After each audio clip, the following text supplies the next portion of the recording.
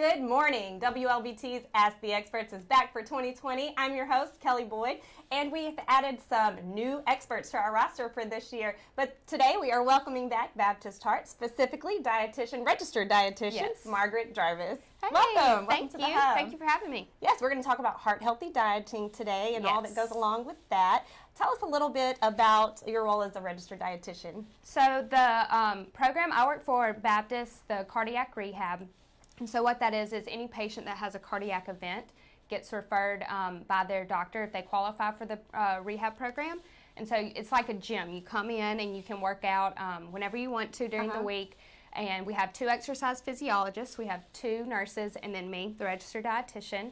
Come in with family. I love to sit down and talk with family about, healthy eating, the heart-healthy diet, and just ways to improve going forward to make positive steps. And you probably get the truth from the family if they all meet together because everybody tells on each other. Yes, I'll always say, whoever's the one that cooks in the family, come on and we can have a chat together. Okay. So it's a really great program. We have patients, once they finish, they come back and visit us. It's like family. So it's a really great program. Nice. Okay. Well, thank you. And thank you for joining us today. Thank you all for watching and you all that sent questions. We have questions for you. They come from our Ask the Experts page on WLBT.com, but we're live on Facebook at the moment. So join the conversation. Ask questions about heart-healthy dieting for Margaret while we're live. All right.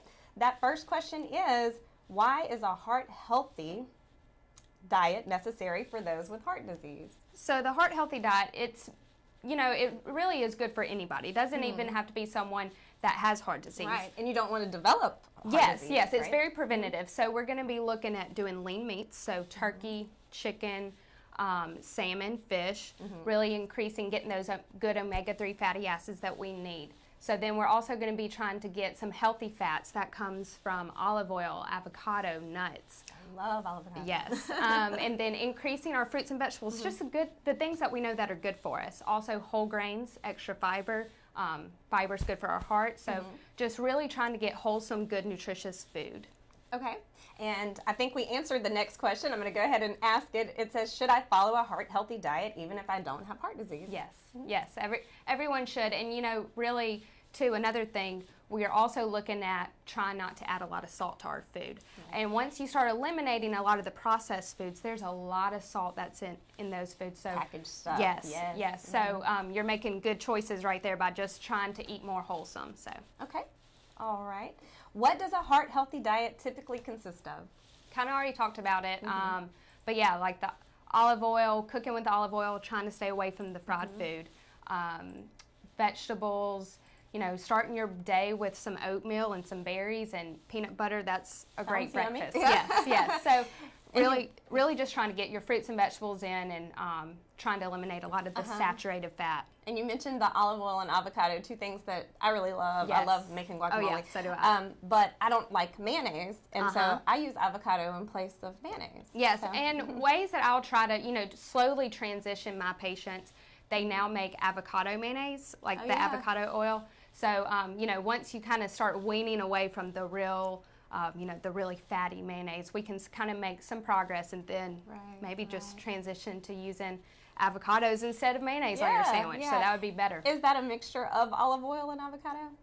Yes, and you can also get some olive oil mayonnaise too. Okay. I always go to the grocery store. I'm that nerd that walks around looking at all the new products because there's new things and you literally probably every have week. Patients that ask you questions about those things. Oh yeah. Okay. Good. Do you have to control your portions when eating a heart-healthy diet? Yes, everyone should. It doesn't even matter about the heart-healthy diet. Really everyone should control your portions. You can have too much of a good thing, like nuts. Yes, they're great. They're high in fat, but that also means that they're high in calories. So that is something that we watch. Okay. Just practice moderation.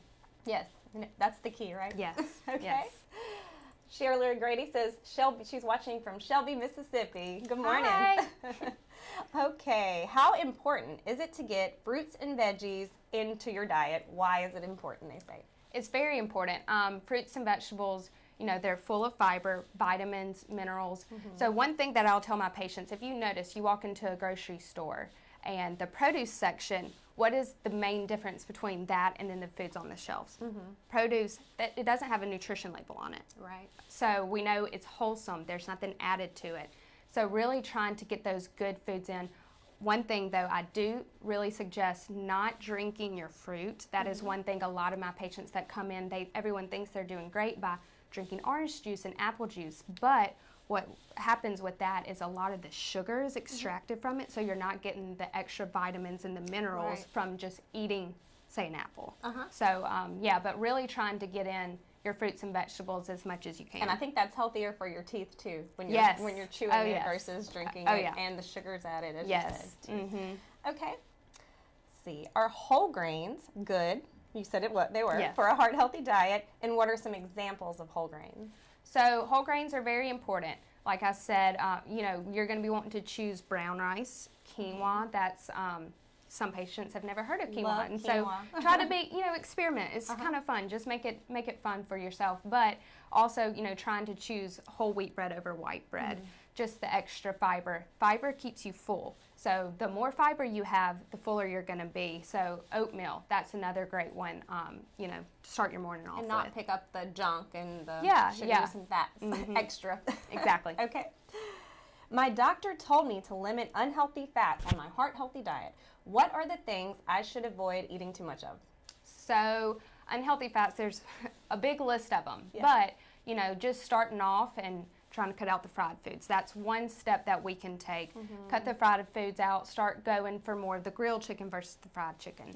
A lot of pastas are really high in fat. So Alfredo, chicken Alfredo, fettuccine Alfredo, really, really high in fat. So, you know, really just trying to stay away from a lot of saucy things, because if it has like heavy whipping cream and things like that, it's going to be high in fat. Let's do a little myth busting. I think last time we spoke, I'd seen a graph, an infographic, a statistic or test where people had done their perception of pasta, the red sauce versus the white sauce or the Alfredo sauce. And they all think that the white sauce, it was like 90% something thought that the white sauce was the healthier sauce.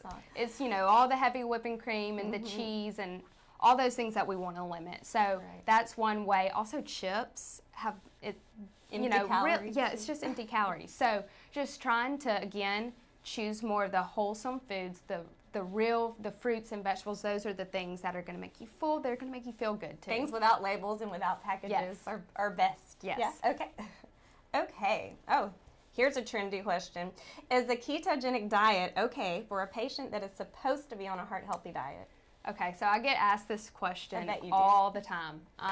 So all of your colleagues have been asked it from Baptist Heart. Yes, and so a lot of people don't really know exactly what the ketogenic diet is. It's especially now with the new year, a lot of people are kind of going towards it. But what it is basically you're going to be limiting your carbs.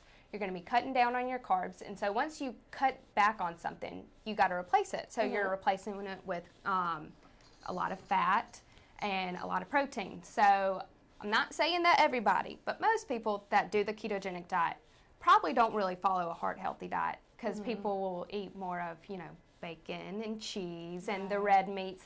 Those are the things that we're going to want to try to limit. So I recommend, you know, just eating your wholesome foods, and everything has a place. Carbs are there for a reason. Carbs give our body energy. So, you know, really trying to just eat balanced. You know, I'll have patients tell me, if I had pork rinds sitting on the table or an apple, they'll tell me they'll choose the pork rinds. I was about to ask this exact thing. Would somebody doing the ketogenic diet actually choose pork rinds over fresh fruit? Because they have in their head, these don't have carbs, and an apple has carbs, but an apple has vitamins, it has minerals. And so, you know, that's the things that we want to fuel our bodies with. And the real sugar and not the added extra sugar. Okay. We actually have questions and comments from Facebook, so I'm going to go ahead and take some of those. Stephanie says, how does it affect a person if they eat no veggies ever? So, I mean, everyone needs to eat vegetables. You know, if you feel like you need extra supplements, you know, take a multivitamin if you feel that would be the case for you, and I would really ask your doctor about that. But try to sneak it in. Find fun ways to try to get it in there. You know, make a smoothie and put a handful of spinach, because I promise if you put some fruit in there and, you know, you put almond milk or a little bit of peanut butter and you put a handful of spinach, you won't be able to taste it. You really won't. Let me ask you, is it beneficial to like water that you've boiled your vegetables in? I do this, so am I wasting my, or maybe I'm saving water, but I use the water that I've boiled my vegetables in to cook my other things, or like to boil the pasta in or something like that. Is it helping any nutrient value? Maybe a little. I think I read it one time and started doing it. Yeah, I mean, there might be some to it, but there's, eating your vegetables is always going to be better. So really just trying to find different ways to sneak it in here and there. And, I tell my patients too, look on Pinterest. Pinterest does, yes, the internet does have things that you kind of need to stay away from, and you can kind of read myths here and there. But if you have kids that won't eat vegetables, you can find fun ways, to get creative with it. Yeah. I know a lady in Hattiesburg, she makes a chocolate cake, but it's full of zucchini. And you would never know. Yeah. Oh, yeah. And I've had zucchini brownies before. Of course, just eating your zucchini was probably going to be better than eating zucchini. The chocolate cake. Yes. But, finding ways like that. Sneak it in. Yes, sneaking it in. So, yeah. All right. Let's see. Leslie Carton says, good morning from McGee, Mississippi. Good morning, Leslie. And Shelly asked, do you recommend a particular diet plan? That would have to go along with a consultation, probably? Yeah. So what I recommend, we follow pretty much Mediterranean DASH diet, heart healthy. They're all kind of together. So that's really what we do. But, I will have patients that have diabetes. And so this is just things that we work in, whether a patient has diabetes or hypertension, whatever it may be. It's very individualized. So I really work with the individual patient. The Mediterranean diet is delicious. Yes, a lot of fish. That's pescatarian. Yeah, a lot of fish. Yep. Okay, Timothy says he just ate a plate of bacon and sausage biscuits. Will he be okay? Yes. Moderation, right? Moderation. And everyone, food is supposed to be enjoyable. A lot of us think, oh, you got to be super strict about your food. And yes, you do need to be aware. But also food is what brings people together. And so we're Southern. Yes, we are Southern. So I go by mainly like a 90-10 rule. Or an 80-20 if it's during the holidays. But about 80 to 90% of the time, I'm cooking at home, and I'm, I know what's going in my food, and so I'm really trying to get my good healthy fats, lean protein, my whole grains. But then, if it's a birthday dinner, I'll go and have fun and enjoy myself. Yeah. But it's that moderation, the small steps every day is what's going to give you a better overall lifestyle. Are you a meal prepper? Semi. So I can only do about 1 or 2 days, and then on the third day, the food just doesn't taste that good to me. So, yeah, I'll meal prep some things, but I usually stick to my same old breakfast every morning. But yeah, I'm a creature of habit. Yeah, and I'm one of those that'll get a craving. So if I've planned for something to eat on Wednesday, my body's asking me for something completely different than what I'm. Yeah, and I'll usually, so I'll go to the grocery store on Sunday. So I plan out, if I have an event or something one night, I take that into consideration, but I'll plan out my meals Monday through Friday, but I don't tell myself, okay, I'm going to have this that one night, because I might not want it then. So, you just got to be flexible. Right. Okay. Yolanda Funches would like to know, what are the best snacks for diabetics? So really trying to get your protein in whenever you have, if you have diabetes. So if you, say, eat an apple or you eat a cookie, whatever it may be. So if it's a carb, your blood sugar is going to rise. So I really try to encourage my patients to also eat some protein whenever you have a carb. That way your body's going to be processing that protein, and your blood sugar won't be spiking up as much. So, you could do an apple and you can have some nuts. You could have low-fat string cheese. Those things are fine. So there's not really a best snack, but it's just really looking at the nutrition label, looking at how many carbs it is, because yes, when you do have diabetes, that is something we definitely need to be aware of. Look at the sugar, and also look at the protein, because you need that little extra protein in there. Okay, thanks for joining us, Yolanda. And Deborah asks, what is good blood pressure for a 65-year-old lady? Well, we really just say 120 over 80. That's ideal. So just trying to stick around there. Okay. All right. Back to the questions from our Ask the Experts page. Why are sodium levels so important? So sodium is really important. A lot of people, don't realize that your body needs sodium, but too much of sodium can lead to high blood pressure. and then hypertension. That's a risk for heart disease. So really just trying to watch and make sure that we're not adding salt to our food.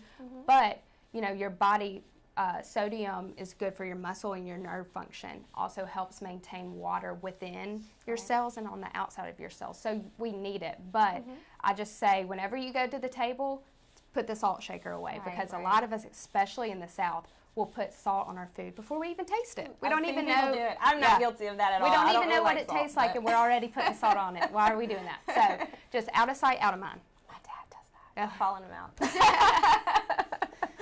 I think you answered the next question. Is there anything you would like to add? They asked, what does sodium do for your body? Yeah, muscle and nerve function helps maintain, you know, water within and outside of your cells. So you need it. You definitely need it. Yeah, but again, the key word, moderation, right? Yes, moderation. Okay.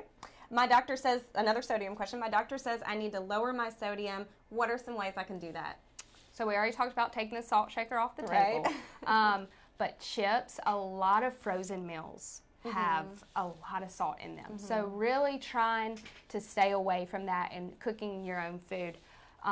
You know, certain restaurants, like I know Nuke's, if you get their soup, it is loaded in salt, So really just trying to be aware. Look and see if you're going out to eat. See if they have online, you know, the nutrition analysis, whatever it may be, and see, okay, if I know that I need to be watching my salt, and I want soup, what's the best one for me? Maybe I've been choosing the broccoli and cheese soup, and I probably shouldn't be doing that. Maybe there's another one that sounds good that's going to be lower, and making those changes and just being aware is, you know, how you can be more preventative. Right, and almost anything in a can is full of salt, or anything packaged is, because that's the main preservative. Yes, and that's what I'll tell my patients. If the food can sit on the shelf for more than 3 days, there's a preservative in there, and it's salt. So even I think making like a sandwich at home that you get your meat or natural cheese and stuff from your deli, and something that's like in the vending machine, because I've noticed like a small little turkey sandwich, I think it has over 1,400 grams of sodium in it. That's a ton. Yeah. More than a ton. Yeah, and whenever, you know, and we recommend, if you have heart disease, trying to stay under 1,500 milligrams of sodium a day. So, and a lot of people don't realize when you go and get your deli meats cut for you at the grocery store, you can actually ask them. They don't really advertise it super big, but you can say, hey, can I have your lowest sodium turkey, or your low sodium, your heart healthy turkey? And they have a list back there of the lowest ones. And so that's just ways that you can, you know, make more positive steps. And it's already going to be lower than what's probably in that package if it came fresh from, well, not really fresh from the farm. They'll be cutting it for you. Right. Okay, let's see, one more. Okay, air frying a few chicken wings. I've had an air fryer on top of my refrigerator for over a year. I've got to try it out. I've never used one before. Mark Simmons, send me some recipes. Yeah. So he says he's air frying a few chicken wings, and he asked, how bad is the skin for you in a snack like that? So really you are going to want to pull that skin off, because there is fat there. So, you know, just good practice. That's what I'll tell my patients. If you go get a rotisserie chicken, those are great, but pull that skin off before you eat them. So I would just recommend pulling it off. We don't really need it. We don't need the extra fat. Whether it's the air fried or the grease fried. Yes, and a lot of people don't realize. So if you do have an air fryer, and say, I've had patients say, I make tater tots in my air fryer, it's better because it's not fried. Well, it's flash fried, and then it's frozen. So yes, it's kind of got some. So just you know, if the best way is if you were just craving, say, I don't know, a fry, just cut it from a potato. Okay, let's see. I love sweets. Is it okay to have an occasional treat on my diet? Yes. I love sweets too. That's one of my favorites. I would have a dessert over having, like, I don't know, a steak or a hamburger, how people cheat. I would rather have a dessert. But I find ways that I can, you know, I just find ways that I can have my sweets, but still it's healthy. Like I do dark chocolate a lot. You know, just you can get the little individual dark chocolates and just have one or two, and you've satisfied your sweet tooth. So just try and to... your endorphins, probably. Yeah. So, just try and find things like that. But yeah, moderation. We're not trying to cut things out forever. We're just really trying to limit. Okay. Yeah. What kind of results can I expect to see by following my heart healthy diet? So really with the heart healthy diet, and I stress this to my patients as well, this is a lifestyle change. So we're wanting to be preventive. We're wanting to do things that are good for our health, for longevity of our lives. But obviously, if you've been eating fried chicken, go into grilled chicken, you're going to be saving on some calories. Okay. So a little bit of weight loss can be expected. Okay. What can happen if I don't follow my diet strictly? Weight gain can happen if you don't follow your diet strictly. Just feeling fatigued, so just, again, moderation, balance, trying to follow, making the healthy choice every day. Those are the things that just really you need to And just overall, practice. they're hurting the heart Yeah. by not following it. Yep. If you had to recommend 5 best heart-healthy foods, what would you recommend incorporating into your diet? So there's not really just like the 5 best, but salmon, quinoa, I had mentioned that earlier, olive oil, avocados, nuts. Those are all things that are just really, really good for our heart. And like we had talked about the Mediterranean diet, those are also things with the Mediterranean diet, DASH diet, that, they definitely key in on those foods. Okay. Can you tell us a little bit about the DASH diet? So the DASH diet, it actually stands for Dietary Approaches to Stop Hypertension. Okay. So mainly the difference between the Mediterranean diet and the DASH diet, they're very, very similar, but the DASH diet focuses a little bit more on trying to cut out the salt. Okay. Yeah, so they're pretty much the same. All right. And isn't there a salt substitute called Dash or something? Mrs. Dash. Like that. Yes, and that's, Some kind of ironic. Yeah, and I'll tell patients, if some hate Mrs. Dash, some love it. So if you like it, great. But also, trying to use more of your fresh herbs when you're cooking. Rosemary, basil, oregano, those are great ways to add flavor to your food without adding salt. Right. Okay. If you had, no, that was that question. Can I be on a heart-healthy diet and still smoke? I don't think anyone should smoke. We all know it's not good for you. It's not good for your heart. It's not good for your lungs. So definitely would recommend not to smoke. Okay. Let's see. Should I avoid any types of meat or protein on my heart-healthy diet? So a lot of the meats that are high in saturated fat are the ones that we're going to want to try to stay away from, and high in salt. So bacon, sausage, pepperoni, those are just some of the foods that we're going to really want to try to limit and stay away from on our diets. Okay. But Tim, you're okay if it was just this morning. Yeah, just drink a lot of water. Get rid of some of that Flush salt. it out. Yeah. All right. Mike McClellan says, can you lift weights if you have heart problems? I mean, that's something I would definitely ask your doctor about. But yeah, like if you have high blood pressure, weightlifting and exercising, that's fine. But it's definitely a very individual patient to doctor, on that basis. So I would definitely just get clearance from your doctor. Yeah, for sure. Okay. Ashley Stamps, good morning. Hello, Ashley. And Tamara, good morning, Miss Griffin. All right. How does sugar affect my heart health? So sugar, having too much sugar can lead to obesity. Obesity puts you at a higher risk of developing heart disease. So really just trying to cut out a lot of that processed sugar, the sugary cereals, things like that that just don't have much nutrient value. I would rather you eat your fruit that has that fructose, which is a natural form, the sugar found in fruit, than a lot of the processed fruits or processed sugar. Yeah, okay. Early Harvey says, I'm a male and I'm using the Lose It app, which allows me 1,300 calories a day. I usually come in under that. I have lost 10 pounds in a week. Do you recommend this plan?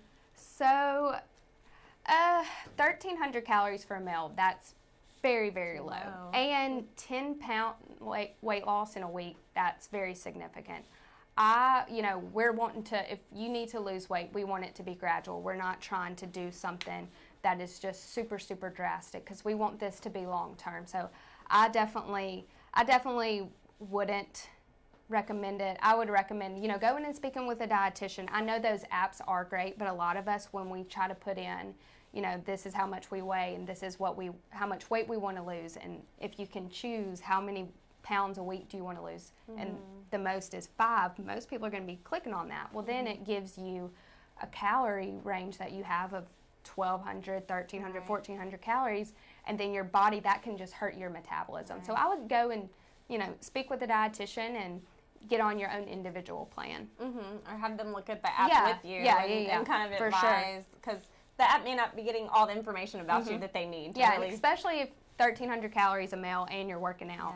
That's kind of low on some female side. Oh, yeah. All right. Thank you, Early.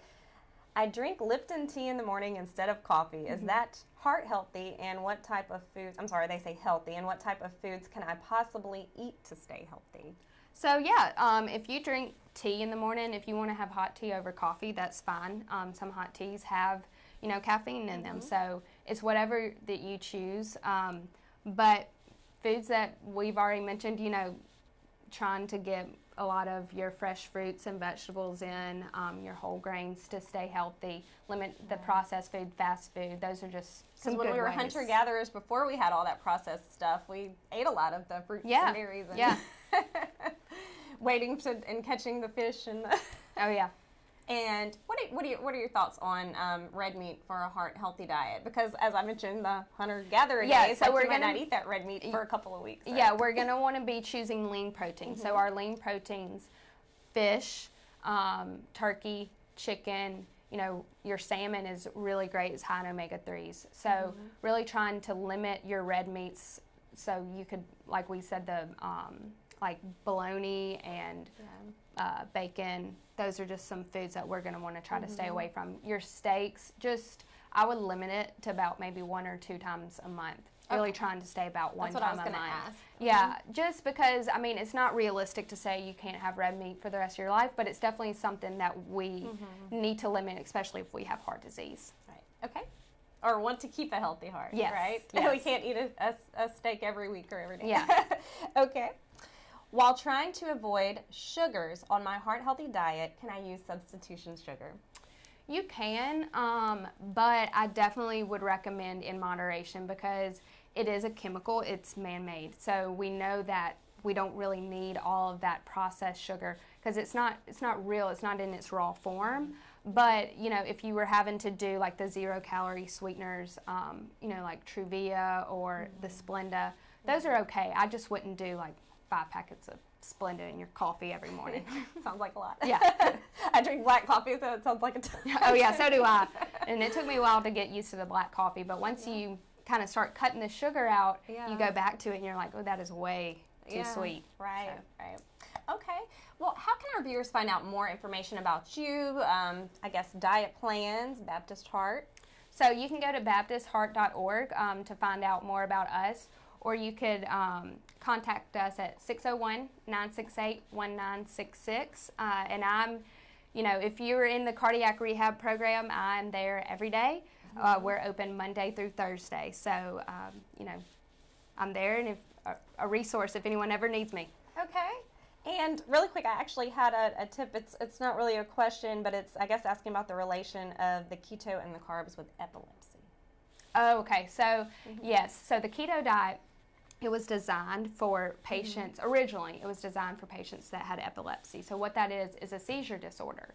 And the keto diet was used as a way to control those seizures, but what came along with that was weight loss. So then people started doing the keto diet as a tool for weight loss. So really just trying, and again, that's why I say it's really just varies patient to patient, because that's definitely something that you would just need to ask your doctor about, before getting on it. Yeah, that's a very interesting story. Yeah, that's where it came from. Yeah, and it's, a lot of people don't realize that. Yeah, but I had no idea. I didn't know that. The keto diet is there for a reason for certain patients, so it's definitely not for everybody. All right. Well, thank you so much. You have given us a lot of Thank information. If you guys have any other questions, Ms. Griffin says this is great information. Thank you all. Thank you for watching. Yes, thank you all for your questions, all for watching. We'll have one of your colleagues back at some point. You can check out our schedule and send in your questions at our Ask the Experts page on WLBT.com. You all have a wonderful day. Thank you for watching.